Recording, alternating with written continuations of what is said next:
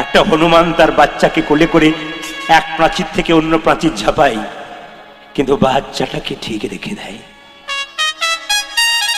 একটা গরুর বাছুর হয়েছে, আপনি বাছুরটাকে টেনে কাছে নিতে যান, গাভীটা আপনার দিকে দৌড়ে দৌড়ে যাবে আপনাকে মারবার জন্য। কেন? ও আমার সন্তান, আমি দেব না। এমন এমন মা আছে সারা রাত্রি বাচ্চাকে নিয়ে কোলে নিয়ে বসে থাকে, খেতে পায় না, অভাব বাড়িতে, নিজে খায় না, সন্তানকে খাওয়ায়। এ হলো মা। আর মা কাকে বলে? হরে কৃষ্ণ। আর মা কাকে বলে? সংসারে বাবা হলো খুঁটি, ছাদ, মা হলো খুঁটি। ছাদ যদি ভেঙে পড়ে, খুঁটি শক্ত থাকলে ছাদ ভাঙবে না। খুঁটি হলো মা, ছাদ হলো বাবা। আপনি ভগবানকে ভজন করুন না করুন, দুটো দেবদেবিকাকে পুজো করুন। কৃষ্ণকে না দিলেও চলবে। জীবন্ত দেবদেবী দুটো বাড়িতে বসে আছে, ওদেরকে দিন।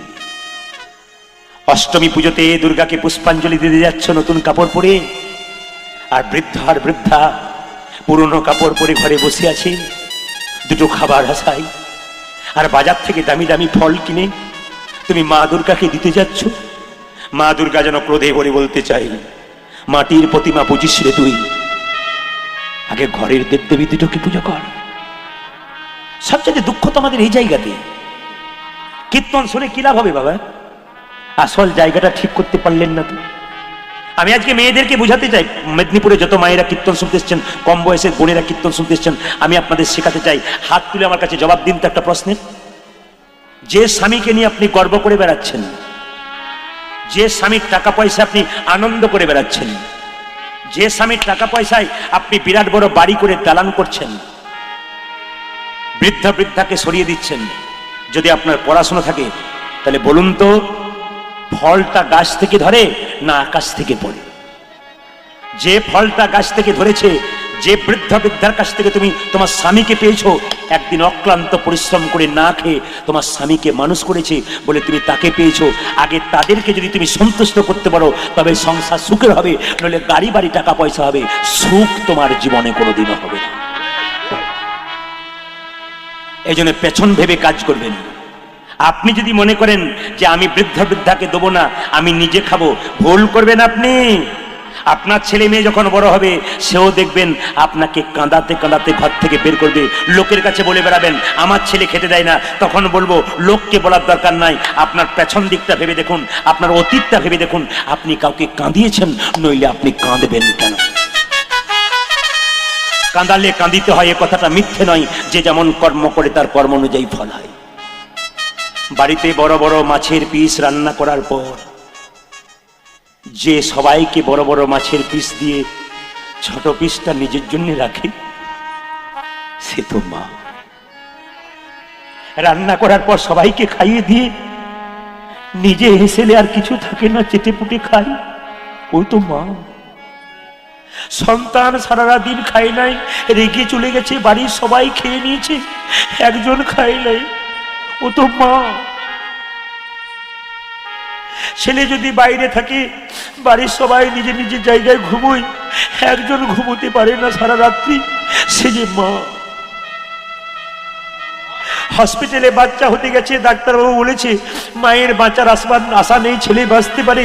মা শুনতে পেয়ে ডাক্তারবাবুকে মৃত্যুর সঙ্গে লড়াই করতে করতে বলে, ডাক্তারবাবু আমি যদি মরে যাই মরে যাব, মৃত্যুর আগে আমার খোকাকে একবার দেখতে পেয়ে যদি মরি তবে আমার মৃত্যুতে শান্তি হবে। এ হলো মা। মাকে কেউ কাঁদাবেন না। জীবন্ত অবস্থায় মা বাবাকে দিলেন না, নি মরে গেল, তারপর 10,000টা নিমন্ত্রণ করে বিরাট বড় প্যান্ডেল করে লোককে খাওয়ালেন, দেখালেন আমার কত টাকা আছে। রাখুন আপনার টাকা, ওই টাকার দাম নাই। জীবন্ত অবস্থায় দেবেন, তবে বেনা গাছে মিষ্টি দিয়ে লাভ আছে, নইলে আপনার কোনো লাভ নাই। জীবন আপনার বেকার হয়ে যাবে, অহংকারে ভর্তি হবে আপনার জীবন, শান্তি আপনি জীবনে পাবেন না। ভগবান কৃষ্ণ সুদামাকে বলেছিল, সুদামা আমাকে ডাকার আগে সবচাইতে বড় গুরু বাবা মা যার থেকে জন্ম পেলি, তাকে যদি সেবা না করলি না, তোর গোটাটাই জ্বলে গেল। এই জন্য আপনাদের কাছে নিবেদন হলো, এতজন কীর্তন শুনছেন 7টা পৌনে 7টা থেকে বসে, 10:30 বাজতে চললো, আপনারা স্টপ বসে আছেন। এখনই হাসছিলেন, এখনই চোখের জলে ভরেছে আপনাদের মন, আপনাদের চোখ। কেন? কীর্তন তো এইটাই, ভেতরে ঢোকাতে হবে, আপনার চৈতন্য ফেরাতে হবে। আমি প্রদীপ পাল আপনাদের কাছে একটা নিবেদন রাখি। আজকে প্রচুর প্রচুর মানুষ প্রত্যেক জায়গায় ভিড় করছে গাড়ি ঘোড়া নিয়ে। চল একবার কীর্তন শুনে আসি।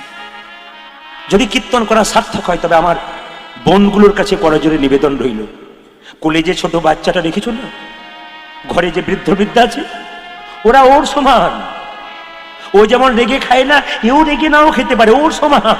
ও আপনাকে বাচ্চা যখন মাকে 10টা কথা বলে, মা 2 থাপড় দিয়ে দিয়ে আবার কোলে নেয়, সেরকম বৃদ্ধ বৃদ্ধা 2টো কথা বলে দেবে, আপনি 2টো কথা বলবেন, আবার কোলে টেনে নেবেন, তবে তো আপনি মমতাময়ী মা। এই জায়গাগুলো ধরবেন। বাড়ির আসল দেবদেবী দুটোকে ঠিক না রাখতে পারলে জীবন বেকার। কিন্তু সবচাইতে দুঃখের ব্যাপার, একটা মায়ের পেটে একটা বাচ্চা 10 মাস 10 দিন জায়গা হয়, সেই ছেলে কলকাতায় ফ্ল্যাট কিনলে মা বাবার একদিনের জন্য জায়গা হয় না। কীর্তন শুনে কি লাভ আছে? মানুষ হতে পারলেন না, কীর্তন শুনে কি লাভ আছে? আপনার বিবেক হলো না, কীর্তন শুনে কি লাভ আছে? আপনি পড়াশোনা করলেন, আসল জায়গায় ফাঁকি দিলেন, আপনার কীর্তন শুনে কি লাভ আছে? আপনি এই জায়গা ঠিক করুন, আগে মানুষ হন, তারপর আপনার জীবন সুন্দর হবে, নইলে আপনার জীবন বেকার অন্ধকারে পরিপূর্ণ। মা কাঁদাবেন না। আপনার যখন হরিবাসরে আসবেন বা বাড়িতে থাকবেন, তিলক নেবেন, তিলক তিলক। কিন্তু আপনার মনে মনে ভাবছেন তিলক নিলেই তো দোষ। বলে কেন? পাশের বাড়ির লোকটা বলবে, বাবারে কবে থেকে এত বড় ভক্ত হয়ে গেলি গো। না না, এইটাই আমাদের লজ্জা। আপনার ইচ্ছা হয়েছে একটু তিলক নেবো, কিন্তু আপনার পাশের বাড়ির লোকটা আপনার পেছনে, এইটাই আমাদের লজ্জা। অন্যান্য সমাজে ধর্মীয় লোককে দেখে তারা সম্মান দেয়, আর আমাদের সমাজে ধর্মীয় লোককে দেখলে আমরা তার পেছনে লেগে যাই, এইটাই আমাদের দুঃখ। আমরা যে কোন জায়গায় পৌঁছাবো এটা আমরা নিজেই খুঁজে পাচ্ছি না। ধর্মীয় লোককে সম্মান দিন। কেন? যদি কোনো ধর্মীয় লোককে আপনি অসম্মান করেন, যদি সাধুগুরু বৈষ্ণবকে অপমান করেন, আপনি সাধুকে অপমান করলেন না, ভগবানকে করলেন। হরিদাসকে যখন 22 বাজারে বেত্রাঘাত করা হয়েছিল, হরিদাসের অঙ্গে যতনা লেগেছিল, মহাপ্রভুর অঙ্গে তার চাইতে বেশি লেগেছিল। মহাপ্রভু দেখিয়ে দিয়েছিল, দেখ হরিদাস, তোর অঙ্গে যতনা আঘাত লেগেছে বাবা, দেখ তার বেশি আমার অঙ্গে লেগেছে। এই জন্য আমার ভক্তকে কেউ যদি কষ্ট দেয় না, তবে ভক্ত যতটা কষ্ট পাই, আমি ভগবান যে তার চাইতে বেশি কষ্ট পাই। এই জন্য ভক্তকে, যে ভগবানকে ভালোবাসে সে ভক্ত, কিন্তু যে ভগবানকে ভালোবাসে আবার ভগবানের ভক্তকে ভালোবাসতে জানে, সে হলো শ্রেষ্ঠ ভক্ত। এই জন্য আপনারা ভগবানের ভক্তকে ভালোবাসতে শিখুন, কাজে লেগে যাবে। তবে বলে রাখি, তিলক আপনার নেবেন। আমার পাশের বাড়িতে একটা মেয়ে ক্লাস 9-এ পড়ে, আমার কীর্তন শোনার পর থেকে সে তিলক নাই। মায়েরা 9-এ পড়া মেয়ে, 15 বছর, তিলক নাই। স্কুলে যাই, আমি জিজ্ঞেস করি, খুকি তুই তিলক নিয়েছিস? হ্যাঁ কাকু নিয়েছি। তা কোথায় শিখলি রে? তোমার কীর্তন শুনি যাবি প্রত্যেকদিন। তিলক নিতে হয় বলো? তিলক নিয়েছি। ও, 1 মাস তিলক নিয়েছে, 2 মাস তিলক নিয়েছে, 3 মাস পরে দেখলাম মেয়েটার তিলক নাই। আমি একদিন ডাকলাম, ফুকিয়ে দিঘা, বলুন তিলক কই তোর? কাঁদছে। কেন কাঁদছিস তুই? আরে বলবি তো। এত কাঁদছে যে কান্না বন্ধ করা যায় না। বলছে কাকু, হিন্দু ধর্মটাকে নষ্ট করার মূলে হিন্দু। বললাম কিরকম? হিন্দু মেয়েরা আমার সঙ্গে কলেজে যায়, আমার তিলক দেখে ঠাট্টা করে বলে, একদিন বৈষ্ণবী হয়ে যাবি, তোর আর বিয়েই হবে না। এগুলো হাসি নয়, এগুলো লজ্জা আমাদের। বলছে তাতে আমি কর্ণপাত করি নাই কাকু, আমি কিছু বলি নাই। একদিন 7-8টা মেয়ে মিলে আমার তিলকটাকে জল দিয়ে মুছে দিল। বলছে এবার তিলক করলে না মার খাবি, তো তিলক আমি ভাবি লজ্জা লাগা উচিত এই সমস্ত পরিবারের লোকগুলোকে, লজ্জা লাগা উচিত এই সমস্ত মেয়েকে যারা একটা মেয়ের তিলক মুছে দেয়, নিজের ধর্মের লোকে ধর্মকে নষ্ট করে। এরাই তো ধর্মের শত্রু। সে কেঁদে কেঁদে বলছে কাকু আপনি পরিবর্তন করতে পারবেন না। আমি পরিবর্তন হয়েছিলাম, ভেবেছিলাম আমার মতো তিলক দেখে কোনো মেয়ে যদি 1 ফোঁটাও নেয় তাও তো কাজ হয়, কিন্তু ফোঁটা নেওয়া তো দূরে কথা, আমার তিলকটা মুছে দিল, একদিন আমাকে মেরেছে। আমি আর নেবো না কাকু, তিলক নেবো না। বললাম মা তুই এক কাজ করবি। বলে কি? আপনাদের জন্য বলে রাখি, তিলক নিতে যদি আপনাদের লজ্জা হয়, তুলসী গাছে জল দেওয়ার পর তুলসী গাছের যে নিচে মাটিটা রয়েছে না, ওই মাটিটা আপনারা, এই আঙুলটার নাম বৃদ্ধাঙ্গুষ্ঠী, এটার নাম তর্জনী, এটার নাম মধ্যমা, এটার নাম অনামিকা, এটার নাম কনিষ্ঠা। আপনি অনামিকা মানে এই আঙুলটা দিয়ে তুলসী গাছে জল দিয়ে 3 বার এই মাটিটা হরে কৃষ্ণ মহামন্ত্র বলে কপালে নেবেন, তিলক আপনার হয়ে যাবে। পূর্ণ তিলক হবে না, কিন্তু তিলক হবে। কেমন হবে? বাচ্চা ছেলেরা সাইকেলে চাপতে পারে না, প্রথমে হাফ প্যাডেলে চাপে। কেন? হাফ প্যাডেলে চাপবে তবে তো সিটে চাপবার ইচ্ছা জাগবে। আপনি যখনই তুলসী মঞ্চ থেকে একটুখানি কপালে মাটি নেবেন না, আপনার 1 বছর পর মনে হবে ক্লাস 1-এ ভর্তি হলাম, এবার তো আমাকে 2-এ যেতে হবে। আপনি উত্তীর্ণ হবেন, আস্তে আস্তে উঠবেন, আপনার কোয়ালিফিকেশন বাড়বে। এই জন্য বাড়ির বাচ্চাদের সবাইকে আপনাদের নিবেদন রইল, কাল থেকে স্নান করার পর 1 ঘটি জল দেবেন তুলসী গাছে। ছেলেকে বলবেন, মেয়েকে বলবেন, যেমন পড়াশোনা করিস, স্নানের পরে খেতে বসিস, আগে এক কাজ কর, 1 ঘটি তুলসী জল, 1 ঘটি জল নিয়ে তুলসী মন্দিরে দে, একটু পরিক্রমা কর বাবা, তারপর আয় একটু মাটি নিয়ে নে। দেখবেন এই বাচ্চাকে আপনাকে মানুষ করার দায়িত্ব আপনার। আমাদের বাচ্চাদের মাতৃভাষা পিতৃভাষা নয়। বাবা তো জন্ম দিয়ে কর্মে যায়, তাকে তো কর্ম করতে হয়, টাকা রোজগার করতে হয়। আর মায়েদের কোলে বাচ্চা থাকে, মা কি বলে, বড় হবি, চাকরি করবি। মায়ের ভাষাটা বাচ্চা বুঝতে পারে বলে বাচ্চার নাম, বাচ্চার হলো মাতৃভাষা। এই জন্য আপনাদের কাছে নিবেদন রইল, আপনারাই শেখাতে পারেন। এই জন্য একটা বাঘিনী, প্রচন্ড ঠান্ডা লেগেছে ত্রিপুরা থেকে এসে, তো সবাই লক্ষ্য করুন, একজন বাঘিনী, মায়েরা লক্ষ্য করুন, একজন বাঘিনী তার বাচ্চাদের সাঁতার শেখায়, আগে বাঘিনী নেমে যায়, তারপর কিন্তু বাচ্চা নামে। আপনি ধর্মের পথে নামবেন, দেখবেন আপনার বাচ্চা নামবে। আপনি গর্ব করে শেষে বলতে পারবেন, আমি কৃষ্ণ ভক্তের মা হয়েছি। যেমন এই বাচ্চাটি এখানে এসে রাধে রাধে বলেছে, জয় নিতাই বলেছে, তার মায়ের গর্ব হচ্ছে, আনন্দে বুক ফুলিয়ে বলতে পারবে, আমার ছেলে কৃষ্ণ ভক্ত। এর কাছ থেকে 100% গ্যারান্টি করুন ভবিষ্যতে আপনি পাবেন। কেন? বিবেকবান সন্তান তৈরি করার দায়িত্ব একমাত্র মায়েদের, বাবারা তো নিজের কাজে থাকবে। মায়েরা দান করছেন, সবাই দান করছেন, দান করলে কি হয় একটা একটা করে শুনবেন।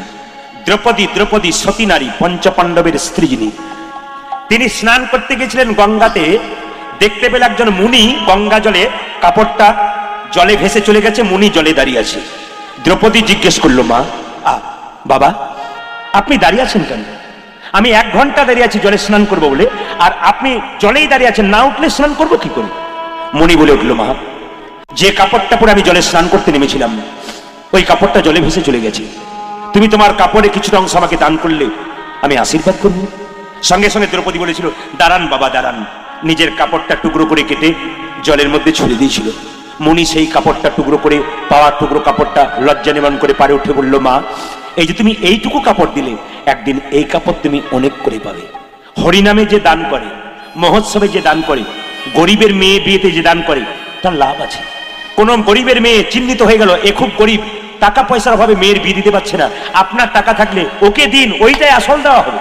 তবে হ্যাঁ, যখন কোনো গরিবের মেয়েকে বিয়ের জন্য তাকে টাকা দেবেন 5,000 টাকা, তাকে বলবেন, বাবা তোকে যেমন 5,000 টাকা দিলাম, তুই 100 টাকা আমাকে দি। সে তো জিজ্ঞেস করবে, 5,000 টাকা দিলেন আমার মেয়ের বিয়ের জন্য, 100 টাকা চাইছেন কেন? একটা কারণেই চাইছে, কেন বলুন তো? যদি কোনোদিন আপনার অহংকার হয়ে যায়, ওকে দেখে বলেন, এই আমার জন্য তোর মেয়ের বিয়ে হয়েছিল, আমি 5,000 টাকা দিয়েছিলাম। সেদিন সে বলবে, তুমি যেমন 5,000 টাকা দিয়েছিলে, আমার কাছ থেকে 100 টাকা নিয়েছিলে। তাহলে কি হবে? দানের অহংকার দূর হবে, আপনার অধিকার থাকবে না বলবার, আমি 100 টাকা কাছে নিয়েছিলাম। তো দান করতে গেলে এরকম নিয়ম। আর একটা দানের কথা আপনাদের বলি, কৃষ্ণের পিসির ছেলের নাম ছিল শিশুপাল। তার যখন জন্ম হয়েছিল, 3টে চোখ আর 4টা হাত হয়েছিল। আচ্ছা বলুন তো, কোনো মেয়ের যদি বাচ্চা হয়, 3টে চোখ 4টা হাত হয়, সেই মেয়ে তো ভরকে যাবে, ভয় পেয়ে যাবে, এ আমি কেমন ছেলে জন্ম দিলাম। শিশুপালের মা কি করলো, ওই ছেলেটাকে কোলে করে নিয়ে যখন জঙ্গলে ফেলতে যাচ্ছে, আকাশবাণী হলো, মা তোমার ছেলেকে জঙ্গলে ফেলছো কেন? শিশুপালের মা চিৎকার করে বলল, ওরে এ তো আমার ছেলে নয়, রাক্ষস। না, তুমি তোমার ছেলেকে বাড়ি নিয়ে যাও। কতজন তোমার ছেলেকে দেখতে আসবে? এমন একজন দেখতে আসবে যে দেখার সঙ্গে সঙ্গে তোমার ছেলে একটা চোখ আর 2টো হাত খসে পড়বে, জানবে তারই হাতে তোমার ছেলে। এখন লক্ষ্য করুন মায়েরা, শিশুপালের মা ফিরে নিয়ে এলো। এখন আপনাদের এই বালা গ্রামে যদি কোনো মেয়ের 3টে চোখ আর 4টা হাত হয় কোনো মেয়ের ছেলের, আপনি কি করবেন? সবাই দেখতে যাবেন, দলে দলে সবাই দেখতে যাচ্ছে। কিন্তু একমাত্র শিশুপালের মা জানে যে, যে আসবে আর তাকে দেখার সঙ্গে সঙ্গে আমার ছেলে মারা যাবে, জানবে আমার ছেলের একটা চোখ আর 2টো হাত খসে পড়বে, তারই হাতে তার মৃত্যু হবে। আকাশবাণী হলো, তোমার ছেলেকে বহুজন দেখতে আসবে, এমন একজন আসবে যে দেখার সঙ্গে সঙ্গে তোমার ছেলে একটা চোখ 2টো হাত খসে পড়বে, জানবে তারই হাতে তোমার ছেলের মৃত্যু লেখা আছে। শিশুপালের মা তাকিয়ে আছে, কে আসছে দেখি। আর যে আসার সঙ্গে সঙ্গে আমার ছেলে একটা চোখ আর 2টো হাত খসে পড়বে, তারই হাতে আমার ছেলে মৃত্যু হবে। দেখি কে? সবাই এলো, কিচ্ছু হলো না। দাদা বলা এলো, কিচ্ছু হলো না। কৃষ্ণ যেই না পা দিয়েছে চোখ ওঠাতে, যেই না শিশুপালের দিকে তাকিয়ে বলল, শিশুপাল। একটা চোখ 2টো হাত খসে পড়লো। শিশুপালের মা কৃষ্ণকে ডেকে বলল, কৃষ্ণ কি? আমি তোর কে? পিসি। এ তোর কে? ভাই। কথা দে, কি? 100 অপরাধ করলে, 100 অপরাধ করলে ক্ষমা করে দিবি? কৃষ্ণ বলল, আইন রাখলাম, ফাঁক রেখে দিলাম। পিসিমা, 100 অপরাধ করলে ক্ষমা করবো, 101 হলে বেটাকে ছেড়ে দেবো। রাজ্য যজ্ঞ করলো ধর্মরাজ যুধিষ্ঠির, সবাইকে আহ্বান করলো, কৃষ্ণকে সভাপতি করলো, সবাই মেনে নিল, একজন মানল না। শিশুপাল চিৎকার করে বলল, কে লম্পট? যে ব্রজগোপীদের বসন চুরি করে, যে ব্রজগোপীদের নবনী চুরি করে, এত চোর, এত লম্পট। ভগবান চুপ করে আছে, মনে মনে ভাবছে বলে যায় বলে যায়, তোর তো 100টা বলার কথা। তারপর দেখ আমি কে। অপরাধ নেবেন না। এ সমাজে যারা অপরাধ করছে, অন্যায় করছে, আপনারা ভাবছেন তাদের কিছু হচ্ছে না কেন? শিশুপালের মতো অপরাধ করতে করতে যেদিন 100 অপরাধ পূর্ণ হয়ে যাবে, সেদিন ওদেরও নিতাই গৌর হরি বলবে। এটার জন্য তৈরি থাকবেন আপনারা। অনেকে বলে আমরা ভক্ত মানুষ, আমাদের কিছু হয় না। আর যারা অন্যায় করছে, মারামারি করছে, ঝগড়া করছে, এদের কিছু হচ্ছে না কেন? পাপ প্রত্যেকটা মানুষের কাছে দুটো কলসি আছে, একটা পাপের কলসি, একটা পুণ্যের কলসি। যার পাপের কলসি পূর্ণ হয়ে যাবে তাকে ভিখারি হতে হবে, পাগল হয়ে যাবে সে। আর আপনার পুণ্যের কলসি যেদিন পূর্ণ হয়ে যাবে, আপনার টাকা পয়সা হোক আর না হোক, আপনি গোবিন্দ চরণ পাবেন, মনে মনে আপনি শান্তি লাভ। ওই জন্য আপনারা আপনাদের পাপের কলসি বাড়াবেন না, আপনাদের পুণ্যের কলসি বাড়াবেন। ভালো কাজ করতে করতে 100 ভাইয়ের পক্ষে কৃষ্ণ ছিল না, 5 ভাইয়ের পক্ষে ছিল। দিনের মাথায় 100টা কাজের মধ্যে 5টা কাজ ভালো করুন। যে 5টা কাজ ভালো করবেন তখন আপনার সাথে ভগবান দেবে, আর যে 100টা কাজের মধ্যে 10টা কাজ খারাপ করবেন তখন আপনার ভগবান আপনার কাছ থেকে সরে যাবে। ওই জন্য যে কোনো কাজ করবার আগে ভাববেন ভালো কাজে ভগবান থাকবে, আর খারাপ কাজে ভগবান তার শাস্তির ব্যবস্থা করে দেবে। এই জন্য লক্ষ্য করুন মায়েরা, শিশুপাল 100 বলেছে, 101 হয়েছে, আর সুদর্শন চক্র দিয়ে কৃষ্ণ শিশুপালের মস্তক ছেদন করলো। সেই সময় কৃষ্ণের আঙুলটা কেটে গেল। যখনই কেটে গেল কৃষ্ণের আঙুলটা, সঙ্গে সঙ্গে দ্রৌপদীর সামনে দাঁড়িয়ে ছিল, নিজের কাপড়টা টুকরো করে কেটে কৃষ্ণের আঙুলে বেঁধে দিল। কৃষ্ণ বলল, দ্রৌপদী, এই যে তুমি এইটুকু কাপড় দিলে, এই কাপড় তুমি একদিন অনেক করে পাবে। কোন দিন পেয়েছিল আপনারা সবাই জানেন, দ্রৌপদীর বস্ত্রের দিনে। এই জন্য মা, হরিনামে 100 টাকা দিলে আপনি ভাববেন যে আমি অনেক কিছু দিয়ে দিলাম, না না, ওই 100 টাকা 1000 টাকা রয়ে পাবেন। হরিনামে 5 টাকা দিলে আপনি 50 টাকা পাবেন। আপনার যা আছে, সামর্থ্য আছে, যেখানে মহোৎসব হয়, গরিবের মেয়ের বিয়ে হচ্ছে না, যেখানে হরিনামের উৎসব হচ্ছে, সেখানে আপনি দান করুন, দেখবেন আপনার জীবন সফল হয়ে যাবে। দান দিতে গেলে আপনার উত্তর দেবেন, যে দেয় তার হাতটা উপরে থাকে না নিচে থাকে? জোরে বলবেন, একটু জোরে। যে নেয় তার হাতটা, আচ্ছা, দান দেয় তার হাত উপরে, যে নেয় তার হাত নিচে। তবে বলে রাখি, আপনাদের মেদিনীপুরে কম হয়, আমাদের বীরভূমের পাশে ঝাড়খণ্ডে হয়। যখনই কীর্তন শুরু হয়ে গেল, একজন পরম বৈষ্ণব, তিনি ওই যে ধূপ জ্বলছে না, প্রদীপ জ্বলছে, একটা ঘিয়ের প্রদীপ নিলেন, একটা থালা নিলেন, তিলক নিলেন, সব মেয়েদেরকে ছেলেদেরকে তিলক দিতে লাগলেন বৈষ্ণব, গোটা 100টা ঘুরে ঘুরে, আর সবাই 5 টাকা 10 টাকা করে দিতে লাগলো। বৈষ্ণবকে দান করতে হয়, দান দিতে লাগলেন। কিন্তু আমি আশ্চর্য হলাম, ওদের মাঝে কিন্তু একজন ভদ্রলোক ধুতি পাঞ্জাবি পরে মাঝখানে বসে আছে, তিনি কয়েকশো কোটি টাকার মালিক। উনি কীর্তন শুনছেন, সবাই দিচ্ছে, গরিব লোকগুলো 10 টাকা 5 টাকা 15 টাকা 50 টাকা বৈষ্ণবকে দিচ্ছে। কিন্তু ওই ভদ্রলোককে আমি খালি দেখতে পাচ্ছি, ও অনেকক্ষণ থেকে দিচ্ছে না, সবাই দিচ্ছে, ও তাকাচ্ছে আর খালি হাতটাকে এমনি এমনি এমনি করছে। কেন করছে বলুন তো? বাছাবাছি চলছে, ছোটটা দেবে না বড়টা দেবে, মানে 5 টাকার কয়েনটা দেবে না 2 টাকার কয়েনটা দেবে। ভগবান বলছে, ওরে হতভাগা, তোর পকেটে কত আছে ওটাও জানি, তোর ব্যাংকে কত আছে ওটাও জানি, এমন পোকা লাগা বেগুন দেবো, নার্সিং হোম আর ঘর করে করে বেড়াবো, তখন তো ছোট বড় মেজো সব বেরিয়ে যাবে। মায়েরা, খুব দামি দামি কথা শুনবেন। দান যদি করতে হয়, যাকে তাকে নয়, যোগ্য পাত্রে দান করুন। দান করবেন যোগ্য পাত্রে। কিরকম? একজন মাতাল এসে বললো, মা 100 টাকা দাও, 10 দিন খাই না। মিছে কথা বলছে, ও মিথ্যা কথা বলছে। আপনার মন গলে গেল, আপনি মা মেয়ে, আপনার মন নরম গলে গেল, আপনি 50 টাকা দিলেন, ও মদ খাবে আবার। কিন্তু কোনো পরম বৈষ্ণব দরজা গিয়ে বললো, মা ভিক্ষা দাও। আপনি 1 মুষ্টি চাল দিলেন, আরেকজন দিল 1 মুষ্টি, বাড়িতে গিয়ে 3টে ইট পেতে একটু প্রসাদ তৈরি করে ভগবানের চরণে দিয়ে বলল, হে গোবিন্দ, এটা আমার নয়, যে দিয়েছে তার পরিবারের যেন মঙ্গল। এই জন্য আপনি তো 10 জনকে খাওয়াতে পারেন না, একজন বৈষ্ণবকে দিন, ও যদি নিয়ে যায় আপনার পরিবারের মঙ্গল কামনা করে। ছেলের বিয়ে দিচ্ছেন, মেয়ের বিয়ে দিচ্ছেন, মেয়ে কেন বিধবা হয়ে যাচ্ছে, মেয়ে কেন বিপথে চলে যাচ্ছে, কেন ডিভোর্স হচ্ছে? আগে তো এটা ছিল না, এখন কেন বেশি হচ্ছে? কারণটা কি? অন্যায় করছি আমরা। কি অন্যায় করছি? মেয়ের বিয়ে দিচ্ছেন, সবাইকে খাওয়াচ্ছেন, উনাকে খাইয়েছেন। কাকে? যে ভগবানকে দিয়ে খায় তাকে আগে খাওয়াতে হয়। ভগবানকে দিয়ে কারা খায়? বৈষ্ণব মানুষ ভগবানকে দিয়ে খায়। আপনি প্রত্যেক দিন পারেন না, যেদিন নিরামিষ খাবেন, হিন্দুর বাড়িতে নিরামিষ অন্তত বিশেষ কয়েকদিন হওয়া উচিত। যদি পারেন বৃহস্পতিবার দিন, গুরুবার কোনো বাড়িতে মাছ মাংস ডিম ঢুকবে না, বিশেষ করে বৃহস্পতিবার দিন। কেন? ওই দিনটা গুরুবার, ওই দিনটা মেনে চলুন। ওই দিন যদি আপনার জামাই কুটুমও চলে আসে, আপনি একবারে না করে দেবেন, তবে আপনার প্রতিজ্ঞা ঠিক থাকবে। আর যদি মনে করেন ওরা খাক আমরা তো রইলাম না, ভুল করছেন আপনি। গুরুবারে আপনার বাড়িতে আমিষ ঢুকবে না, অমাবস্যা পূর্ণিমার দিনে আপনার বাড়িতে আমিষ ঢুকবে না, একাদশী করতে পারেন না পারেন, যদি কেউ না পারে সেদিন বাড়িতে আমিষ ঢুকবে না, আপনার আখেরে লাভ আছে। বৈষ্ণবকে নিমন্ত্রণ করুন আপনার মেয়ের বিয়ের আগে, ছেলের বিয়ের 7 দিন আগে বৈষ্ণবকে নিমন্ত্রণ করুন, 7 জন বৈষ্ণবকে। কেন? আপনার মেয়ের স্মৃতি সিঁদুর বহুদিন থাকবে। আপনার ছেলের বিয়ে হলে সম্পর্কটা ভালো থাকবে। আপনি করে দেখুন, পাক্কাপাক্কি ব্যবস্থা আপনার হবে। কেন? আপনার মেয়ের বিয়ে বা ছেলের বিয়ে 7 দিন আগে 7 জন 10 জন বৈষ্ণবকে নিমন্ত্রণ করে খাওয়ান। যদি খাবারে লবণও হয়ে যায়, শেষে জিজ্ঞেস করবেন, বাবা খাবার কেমন হলো? বৈষ্ণব বলবে, বাবা খাবার বলতে নেই, প্রসাদ প্রসাদ, অমৃত খেলাম গো, দারুণ দারুণ, ভগবানের প্রসাদ কি খারাপ হয়? অথচ লবণ হয়েছে, ও খেয়ে নিয়েছে। কেন? ও যে ভগবানের প্রসাদ। কিন্তু যাবার সময় আশীর্বাদ দিয়ে গেছে, মা তোমার মেয়ের বিয়েতে আশীর্বাদ দিলাম, তোমার মেয়ের স্মৃতি সিঁদুর দীর্ঘায়ু হোক। কিন্তু এমন একজনকে নিমন্ত্রণ করলেন, তাকেও করতে হবে, আপনার আত্মীয় স্বজন, যে কোনদিন ভগবানকে দেয় না। 4 চাকাতে চেপে আপনার বাড়ি এলো, পোলাও খেয়ে গেল, আপনাকে 2000 টাকা প্রেজেন্টেশন দিল। যাবার সময় লোকে জিজ্ঞেস করলো, দাদা কেমন খেলেন? উনি যাবার সময় বলে গেলেন, পোলাওটা তো ভালো হয়েছিল, বাদামগুলো পোড়া পোড়া হয়ে গেছিল। উনি খেলেন কিন্তু বদনাম করলেন, 2000 টাকা প্রেজেন্টেশন দিলেন, ওটা কিন্তু আপনার জীবনে 2 বছর থাকতে পারে, কিন্তু বৈষ্ণব যে প্রেজেন্টেশন দিলেন আপনার মেয়ের জীবনে সারা জীবন। এই জায়গাগুলো ধরতে হবে। কীর্তন শুনতে এই জন্য আসতে হয়, এই জায়গাগুলো ধরতে হবে, আপনাদের জীবন সুন্দর হবে। দান করবেন কোথায়? সঠিক জায়গায় করবেন। যেমন আমাকে অনেকে জিজ্ঞেস করে, প্রদীপ বাবু আমার একটি সৎ পাত্র আছে, মেয়ে দেখবেন তো? বহু জায়গায় কীর্তন করছেন। তা আমি আবার চালাকি করে জিজ্ঞেস করি, আচ্ছা আমি বুঝলাম না, সৎ পাত্র মানে একটু বুঝিয়ে দিন। উনি তখন বলেন, সৎ পাত্র মানে আপনাকে বোঝাই, আমার ছেলে সরকারি চাকরি করে, 50,000 টাকা বেতন পাই, আর 20,000 টাকা এদিক ওদিক। ওটা 1 নম্বর না 2 নম্বর? জোরে বলুন, ওটা কি? তাহলে সৎ পাত্র কি করে হলো? মেয়ের বিয়ে দিচ্ছেন, কার্ডে লিখছেন শুভ বিবাহ, ভুল করছেন আপনারা। শুধু বিবাহ লিখবেন, শুভ লিখবেন না। কেন? একটা মেয়ের বিয়ে দিচ্ছেন, 50টা পাখি কাটছেন, 4টা ছাগল কাটছেন, আর আপনি বলছেন শুভ বিবাহ। যে বিয়েতে রক্তের বান বন্যা বয়ে যায়, ওই বিয়ে শুভ হয় কি করে? আপনার মেয়ের বিয়েতে আপনার মেয়ের আঙুলটা কেটে গেলে তখন চিৎকার করবে, দেখলি তো অশুভ করে দিলি, আজকে শুভ দিনে আঙুল কাটতে আছে। তার পেছনে যে 4টা ছাগল কেটেছে আর 25টা পাখি কেটেছে, ওটার দিকে তাকালো না। বিবাহ শুভ হলো কি করে?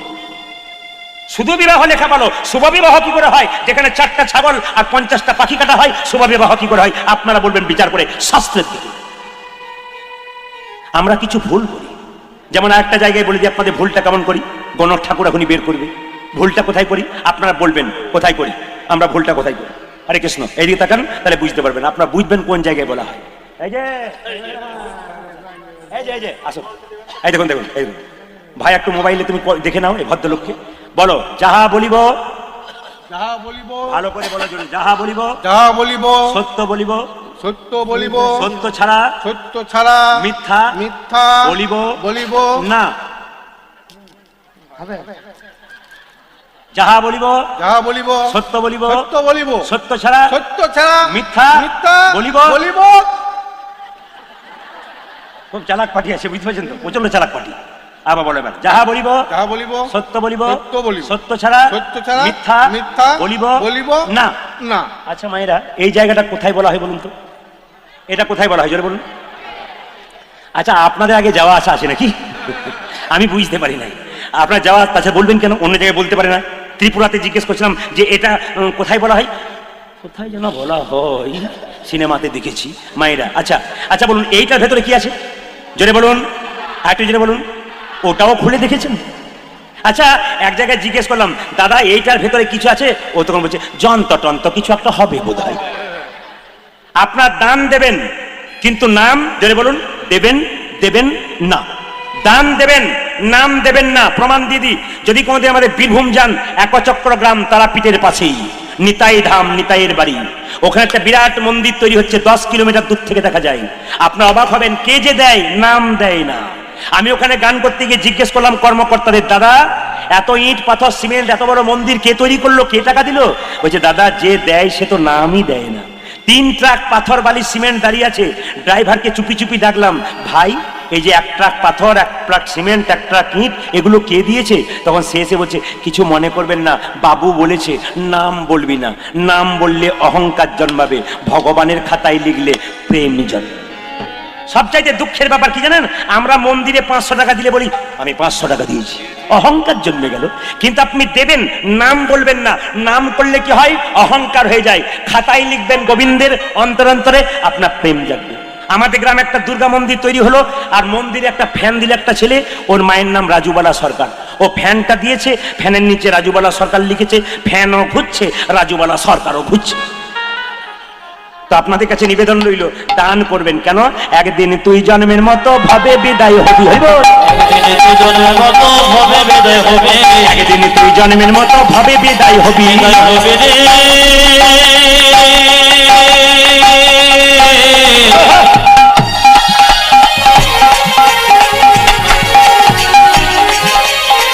জন্মের মতো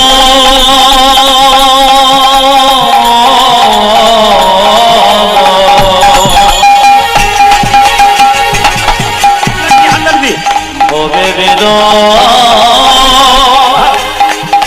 হবে হবে রে।